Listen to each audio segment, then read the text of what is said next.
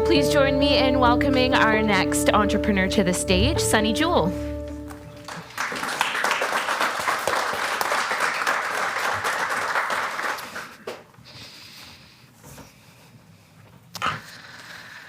Okay. Tallow and Honey Skincare. Good evening, everyone. My name is Sunny Jewel Jones, and I'm the owner and creator of Tallow and Honey, a skincare line dedicated to creating organic, natural skincare products that are packed full of vitamins A, D, E, and K with grass-fed and finished tallow and raw, organic, natural honey. My own struggle with severe acne and eczema led me down this road around 19, where I found relief for my skin problems through creating my own tallow and honey-based products.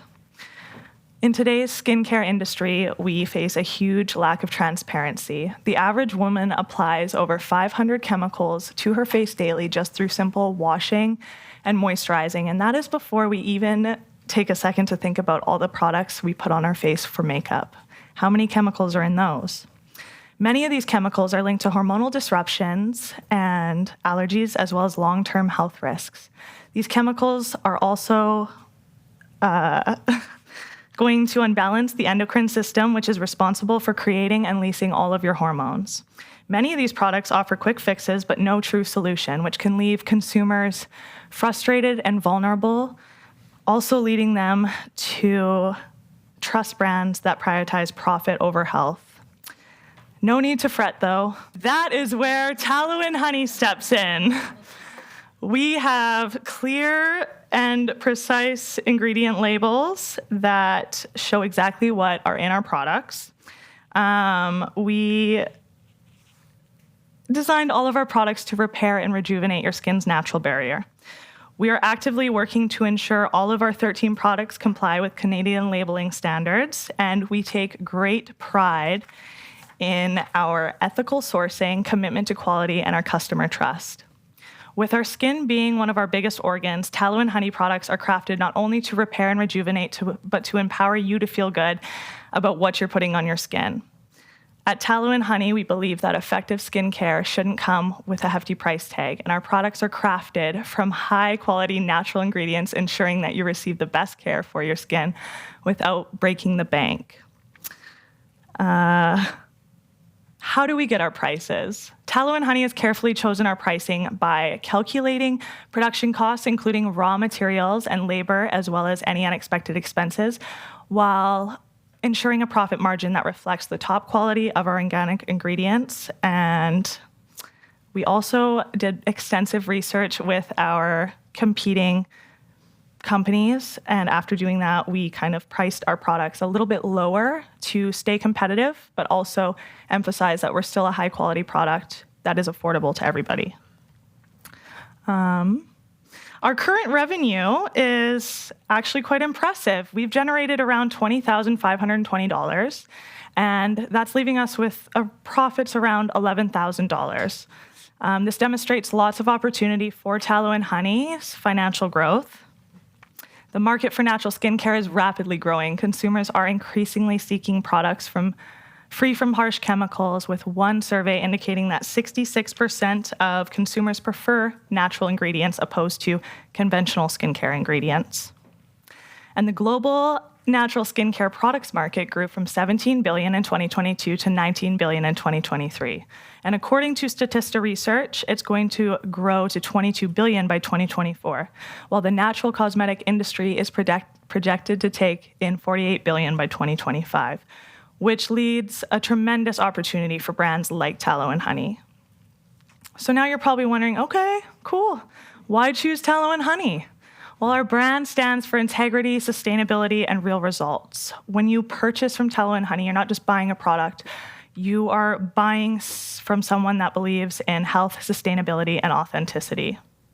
And in a market where we are constantly competing with major brands, what sets us apart and how we compete by focusing on quality is our grass-fed, double-rendered tallow, which mimics the skin's natural oil production, and also does not smell like beef. I know that doesn't seem super crazy, but it's a huge selling point to everybody, I swear to God. What could $5,000 do for us? Honestly, a lot. We're looking into paid advertising. That would help us reach our.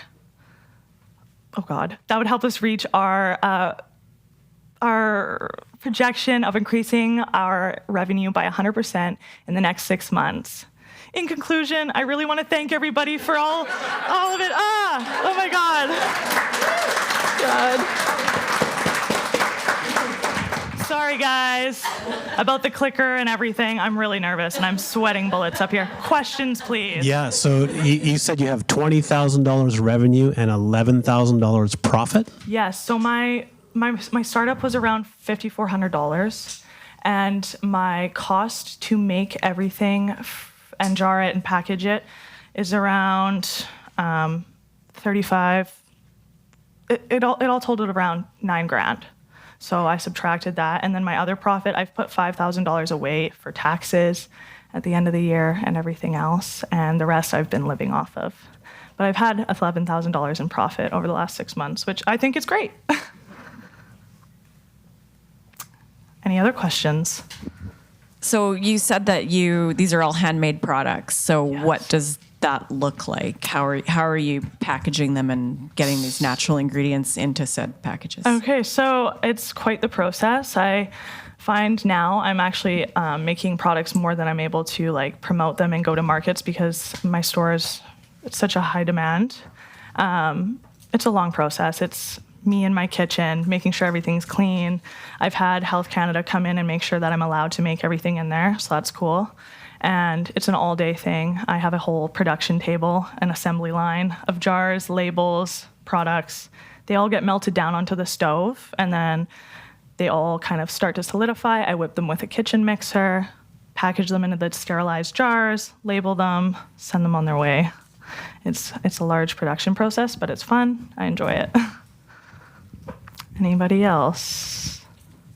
How do you see in terms of your capacity if it grows? So if you get this order for say 100% double what your existing volume is, how do you manage that from your? You just described the process in your kitchen. That's not going to happen. No. So how do you foresee that in terms of unfolding? So another part with my speech, I originally was going to add into what I planned on doing with the money.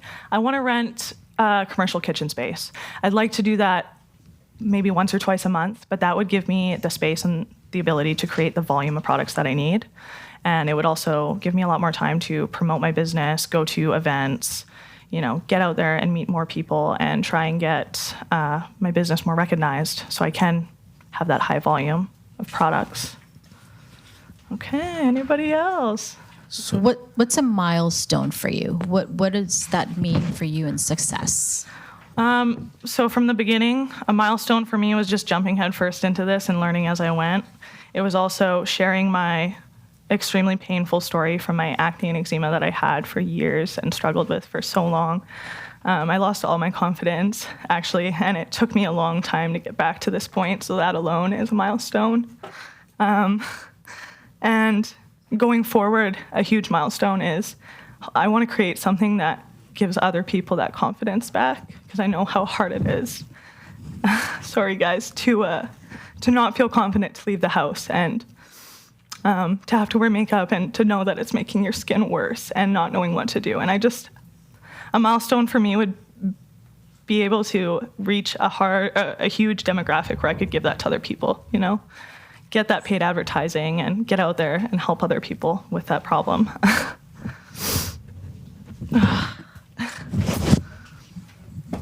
What role does technology play as you scale?